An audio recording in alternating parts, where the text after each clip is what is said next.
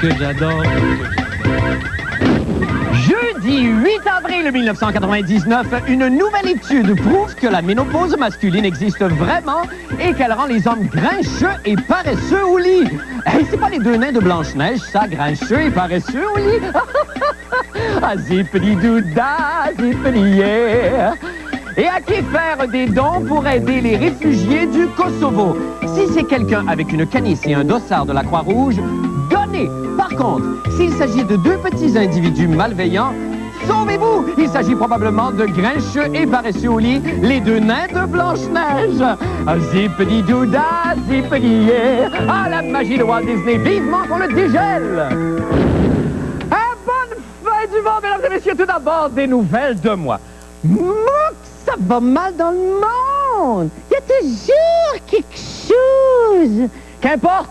Au grand mot, les grandes chansons. Alors, voici donc, à la demande générale, l'hymne de Suse au désespoir. Allons tous à Jérusalem. Et là, pour m'accompagner ce soir dans ce psaume, j'ai le très grand honneur d'être accompagné par M. Lilisson, dit Kinara. Bonsoir, Lilisson. Bonsoir, Marc. Merci beaucoup d'être là. C'est un grand plaisir pour moi. Alors, me fais pas carboniser. Non, pas du tout. Non, c'est un chant d'amour, un chant de lumière. Alors, mettez-vous à genoux à la maison, ça commence tout de suite. 1, 2, et 1, et 2, et 3, et 4. Et allons tous à Jérusalem, car Marie-Madeleine a la bouche pleine des paroles de Jésus. Et quant au mois d'avril, on doit copuler pour qu'en l'an 2000, on fasse un bébé pour qu'il voie le jour à temps pour le millénaire. Faudra-t-il une grue pour l'extraire? Et là, je me dis, allons tous à Jérusalem, car Marie-Madeleine a la bouche pleine des paroles de Jésus. Oh! Et quand les millionnaires qui jouent au gouret avant les éliminatoires se font éliminer, je m'ennuie du bon temps où on était champion. Reviens nous regarde, tiens vachon. Il y a plus de chansons pour le Canadien, je sais pas que ça rime. Allons tous à Jérusalem, car Marie-Madeleine a la bouche pleine des paroles de Jésus. Encore une autre. Et quand Marie-Chantal, pour vendre son CD, crie dans le journal et sur le pont Jacques-Cartier que ces deux totons peuvent chanter en canon, est-ce la liberté d'expression? Je sais pas, mais Lilisson et moi, on s'est dit, allons tous à Jérusalem, car Marie-Madeleine a la bouche pleine des paroles de Jésus. Pour ceux qui écoutent radio, écoutez bien, quand le petit moton, mère d'une sourde muette, couche avec son patron pour aller à Québec. Pourquoi Raymond Bouchard, coiffé d'un frisbee, annonce-t-il les Lazy Boy Flinky? Si vous n'avez pas vu l'épisode, bientôt parle pour vous autres. Et allons tous à Jérusalem, car Marie-Madeleine a la bouche pleine des paroles de Jésus. Écoutons quoi? Oh, écoutons tous le message buccal avant que la prostituée ne le ravale. Dans son sacré cœur, dans quoi l'émission? Dans son sacré cœur, une dernière fois, dans son sacré cœur.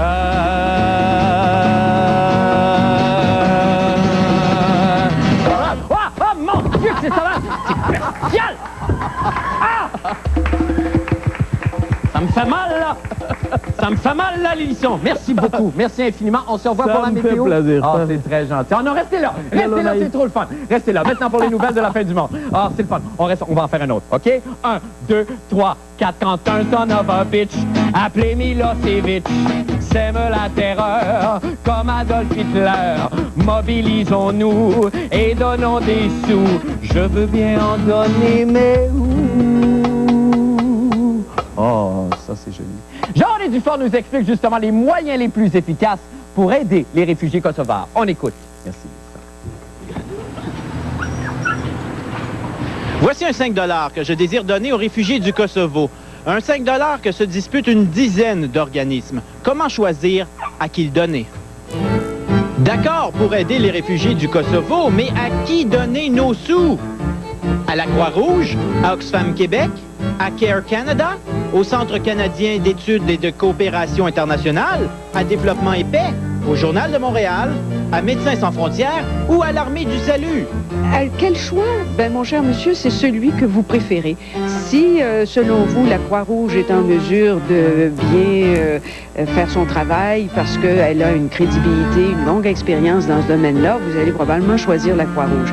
On peut regarder aussi ces organismes-là, quel pourcentage des fonds ramassés vont à leur administration et quel est le pourcentage qui est réellement redistribué aux bénéficiaires. Voici le palmarès des frais d'administration selon la fin du monde.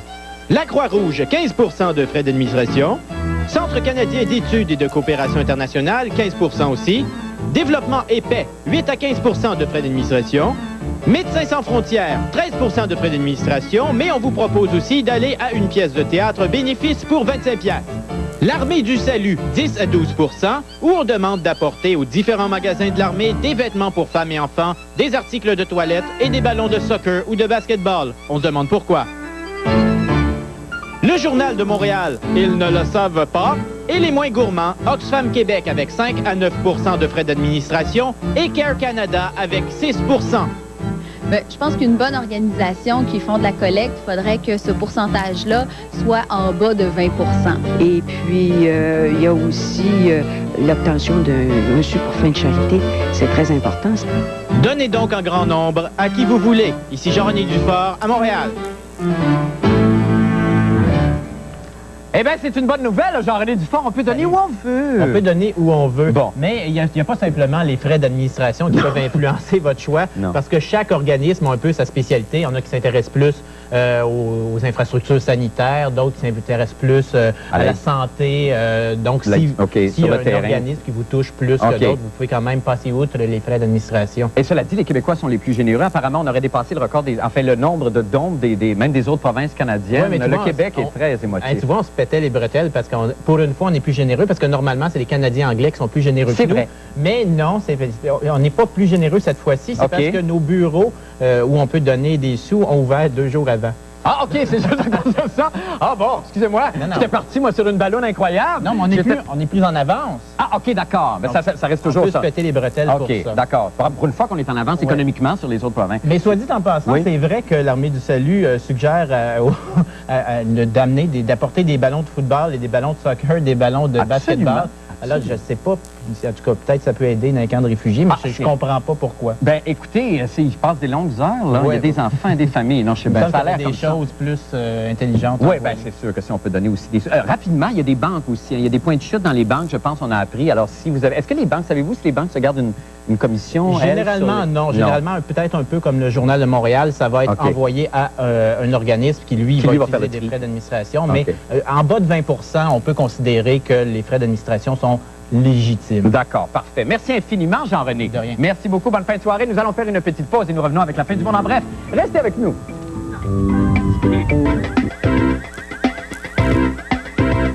La fin du monde en bref. Le regroupement scolaire confessionnel qui forme l'opposition au Conseil de la Commission scolaire de Montréal vit des heures très sombres. L'organisme a en effet été victime d'un acte de vandalisme épouvantable et révoltant, à mon sens, commis par des êtres probablement déments ou débauchés. Bon, dans la nuit du 31 mars, il y a 2 individus qui auraient, et là, je sais pas si je vais être capable de dire ça, si je vais avoir le coup. Marc, prends sur toi. Alors, ces 2 individus... Excusez-moi, il faut que je boive quelque chose.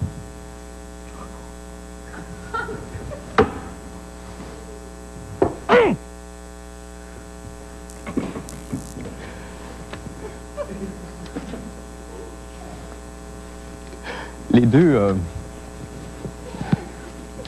OK, donc, ces deux individus dans les bureaux du regroupement, je suis pas capable. Excusez-moi, ça me prend mes calmants.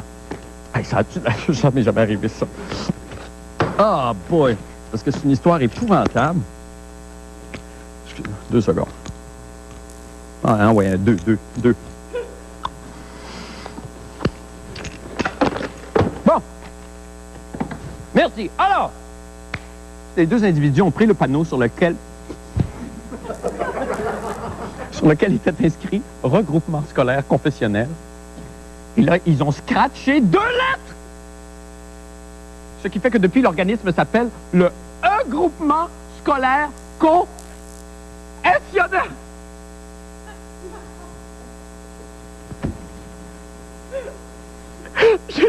ont besoin d'amour. J'ai besoin d'amour.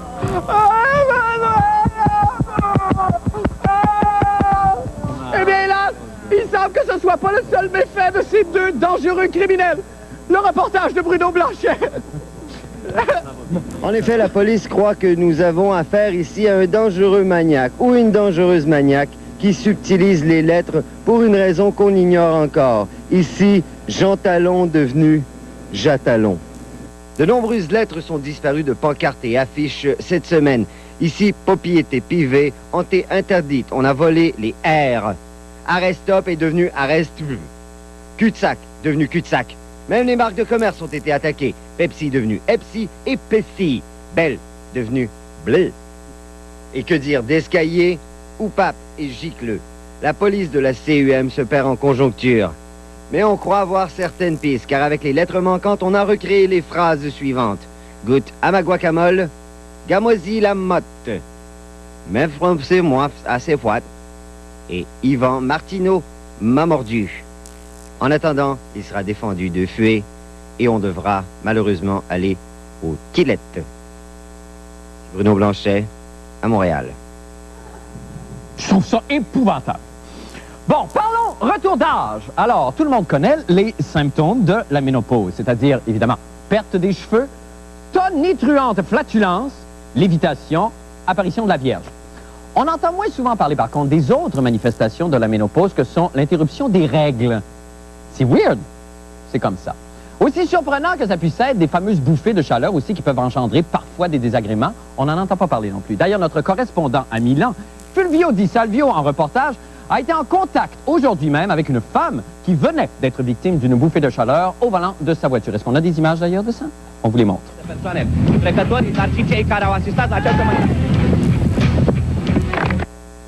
Tragique, hein? Avez-vous vu la fin? Tragique. On a aussi des images chocs montrant la conductrice qui, à la suite de l'accident, a tenté de calmer sa fameuse bouffée de chaleur. Est-ce qu'on a encore une image? Je crois que oui. L'homme glisse à nouveau. Mais une deuxième tentative devait s'avérer. Paraît que c'est le seul moyen. Eh bien, tenez bien vos tucs, tenez bien vos bottes, tenez bien quelque chose. Parce que les hommes aussi pourraient être victimes de ce terrible retour d'âge, et c'est ce qu'on appelle l'androposant.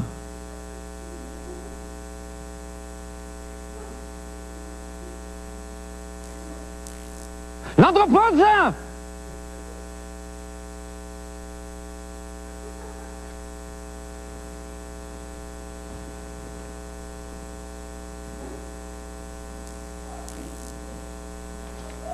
Isabelle Maréchal nous en parle, on écoute. Après le Viagra, pilule contre l'impuissance, voilà maintenant qu'on se demande s'il n'y aurait pas une pilule hormonale contre l'andropause pour traiter certains symptômes des hommes là où ça fait mal. Quels sont vos symptômes? Ils sont multiples. Je dors très mal, très peu. Mes nuits sont interrompues par des cauchemars absolument épouvantables. Je me sens fatigué régulièrement et surtout mes sauts d'humeur m'inquiètent énormément. Oui, là où ça fait mal. Ce qu'on aimerait croire, c'est qu'une partie des sauts d'humeur des hommes viennent de l'andropause. Les preuves ne sont pas là, mais ça aussi, ça plairait à l'esprit si on pouvait régler des sauts d'humeur de certains de nos patrons et de nos collègues. Si c'était l'andropause et qu'on peut le régler avec un simple médicament extraordinaire. Qui n'est pas grincheux dans la vie? Qui n'a pas un peu de baisse, par exemple, d'appétit sexuel dans certaines périodes? Mais là, quelqu'un qui dit ça, ça dit, Chris, bon, mais écoute, là, c'est bien moi, il faut que je me médicamente. Ben oui, j'y ai pensé, je me suis dit, bon, mais mon Dieu, c'est moi. Ben moi, ça m'affectait pas avant ce matin. Là, nous, ça nous... Je veux dire, c'est pas qu'on savait ou qu'on savait pas, ou c'est que ça nous intéresse ou que ça nous intéresse pas. C'est que là, aujourd'hui, on nous met ça dans la face, là, puis on me dit, t'es androposé. Là. Moi, je veux dire, je suis complètement démuni. Messieurs androposés, ne soyez plus inquiets, les compagnies pharmaceutiques vont s'occuper de vous, comme en témoigne ce vidéo à l'intention des ménopausés. Voici ce qui vous attend. Lise, t'es de bonne heure aujourd'hui. C'est vrai, t'allais chez le médecin. Comment ça a été? Très bien. Je suis très contente d'être allée voir le docteur Blanchard. Je lui ai parlé des symptômes que j'ai depuis quelques mois. Elle m'a expliqué que tous mes symptômes, y compris le besoin d'aller souvent aux toilettes, pouvaient être liés à la ménopause. Mon doux Lise, ça te l'air tellement en forme. Dis-moi, comment ça va avec Climara? José, si tu savais comme je me sens mieux. Ça fait longtemps que j'ai pas aussi bien dormi. J'ai plus besoin de chercher des toilettes. Ben, je suis tellement contente pour toi. Santé. Ah, c'est extraordinaire! Écoute, ça bat radio, je pense. Je pense qu'il n'est pas peu dire. Mais tu vois, c'est ridicule. Ça, c'est le traitement qu'on propose aux femmes ménopausées. Ça débilise complètement les femmes qui entrent dans cette période de vie. C'est étonnant. Est-ce qu'il va y avoir l'équivalent pour... On vous souhaite la même chose. J'espère. Je le souhaite ardemment, moi aussi. Il reste que c'est... On ne sait pas grand-chose, finalement. Il reste que c'est pas certain qu'il y a une andropause réelle qui se passe. C'est pas aussi documenté. Il y a des recherches qui se font là-dessus, mais c'est pas aussi clair que la ménopause. Oui. Ou avec une prise de sang, par exemple, on peut vraiment calculer ta baisse d'oestrogène et tout ça. Avec la testostérone, c'est pas aussi facilement calculable. Oui. Alors là, il y a des médecins qui sont tout à fait pour, qui disent oui, il faut traiter les hommes avec des hormones, l'équivalent des traitements pour les femmes en ménopause. Ah oui, c'est ça qui il y en a d'autres qui disent non, il y en a même qui renient complètement le fait même qu'il y ait de l'andropause. Oui, parce que vous disiez comment les gars se défendent. Dès qu'on se sent attaqué dans notre virilité, ça c'est tout de suite, il y a un mouvement de recul, une défense très forte. Bon, alors finalement, on n'en sait pas vraiment plus sur les trucs qui pourraient nous aider à traverser ça, parce que je veux dire, une fois qu'on a nos petites chaleurs puis nos petites insomnies... Là, regarde, moi, ce que je trouve intéressant, c'est qu'au moins, maintenant, on reconnaît que les hommes aussi ont des bouffées de chaleur, qu'eux aussi, ils ont un mauvais caractère, et qu'eux aussi peuvent être complètement hystériques, et que maintenant, on va pouvoir les niaiser. Moi, ça va me faire plaisir. Puis, comme ça, on est un peu androposés. C'est ça, mais ils sont tellement peu, ceux-là. J'en ai jamais rencontré. Merci infiniment, Isabelle. Toi, t'es trop jeune. Ah oui, c'est ça. Merci. Nous allons faire une petite pause. Nous revenons avec la fête du monde des sports. Restez avec nous. Je vous l'avoue, je suis accro à 1001 jeux de mots avec Paul Outre, le CD-ROM. Je passe littéralement mes nuits là-dessus. Voyez ce que j'ai trouvé d'ailleurs aux petites heures du matin ce matin. Je vais faire rouler le curseur. Ça me tente. Ah, il part. Et là, il met... Ah, oui. Quel animal préhistorique effraie le plus les commentateurs sportifs? La réponse? Les diplodocus! Oh! Je ne dis rien, car je sais me taire devant tant de beauté. Ah, ça me va me chercher là. Est-ce que je pourrais avoir de l'amour encore de mon équipe? Non! Voici justement Paul et sa chronique sportive. Oh, ça fait mal. Paul, bonsoir! Bonsoir, Marc, en direct de la rotonde du Stade olympique, match d'ouverture des expos ce soir à Montréal. On reconnaît le visage animé de nos amateurs de baseball. Et je peux vous dire une chose, c'est que nos efforts ont porté fruit parce qu'il va y avoir entre 35 000 et 40 000 spectateurs. Un peu inquiet d'ailleurs de savoir si le toit ne leur tombera pas sur la tête. J'imagine. Comme Geneviève, par exemple. Geneviève, je te pose une question comme ça. Quel est ton joueur préféré chez les expos? Marc Labrèche. Ah, non. Nous avons Pierre-Paul ici, ton joueur préféré? Marc Labrèche. Ah, non. Et ça, c'est Sébastien ici derrière? Moi, j'aurais dit 13 coquillettes. 13 coquillettes. Ah, c'est bon. On en a plusieurs ici. Mais... Ton joueur préféré? Marc Labrèche. Marc Labrèche. Ah, tous les gens qui sont ici avec nous ont assisté à ma petite répétition ce soir. Il ne faut pas faire trop de bruit, de peur évidemment que le toit du stade ne s'effondre. Oui, j'imagine. Alors, on va vous faire une démonstration de quelques partisans des expos que vous voyez ici derrière moi. Le premier test, c'est le test des applaudissements. Un coup de circuit des expos vient d'être frappé. Vous applaudissez. Maintenant, les expos tirent de l'arrière 3-2 en 9e. Vous voulez les encourager au cri de « Go Expo ». Et regardez bien, Marc, les gens sont très inquiets. J'écoute. On ne peut pas surtout ébranler la structure. Go Expo! Ah, c'est parfait. Go Expo! Go Expo! C'est très bon. C'est très bon. Troisième exercice que nous avons répété, c'est lorsque les joueurs veulent faire du bruit, c'est-à-dire les spectateurs dans le stade, et veulent taper du pied. Regardez bien comment ils ont retenu et elles ont retenu leur leçon. On tape du pied tout en regardant le toit, bien entendu. C'est lamentable, hein? Non, c'est efficace! Non, je sais, hein, parce qu'en répétition, ils étaient tous extraordinaires. Ils sont tous figés. Je ne sais pas ce que vous dégagez, mais vous impressionnez beaucoup les gens quand vous les rencontrez. Et je vous jure que tout le monde faisait ça à la répétition. On va essayer Go Expo encore une dernière fois. OK, une dernière fois. Go Expo! Go Expo! C'est très bon! Go Expo! Oui, mais vous regardez pas le toit. Je vous avais dit de regarder OK. en même temps. Seigneur, c'est du Robert Lepage. Ben oui, on a essayé tout ça. Mais c'est au cours de la magnifique. dernière demi-heure, Marc. C'est magnifique, Paul. Oui, allez-y. Ce qui est très important, Oui. c'est que nos efforts ont porté fruit. Que ce soir, il y aura entre 35 000 et 40 000 sons. Dernier test, Claude Brochu. Hey, c'est bon, on doit se quitter là-dessus. Merci beaucoup, On a fini fort. mon merveilleux androposé. Bon match ce soir. Merci, Marc. OK, merci. Nous allons faire une petite pause et nous revenons à la météo avec Monsieur Lélisson lui-même. Restez avec nous.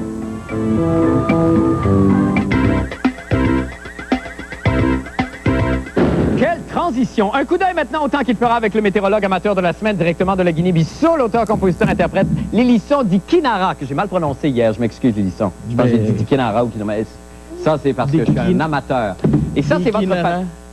Ça, c'est ma famille. Oui, oui, la progéniture, les êtres extraordinaires qui sont sortis. Merci d'être là. Je veux juste dire, je vais donner les dates parce qu'on a le temps de les dire ce soir. Le 9 avril à Elmeux, le 10 avril à Québec, 15-16 avril à Montréal, au Cabaret. Donc, c'est ça. Alors, quel temps il va faire demain? Est-ce que c'est vous, vos enfants, qui faites la météo ce soir? Non, combien il va faire?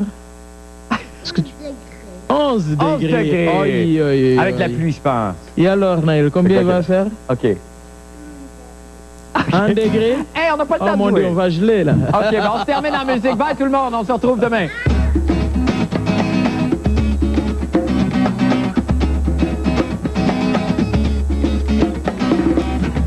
Surveillez la chronique de la fin du monde.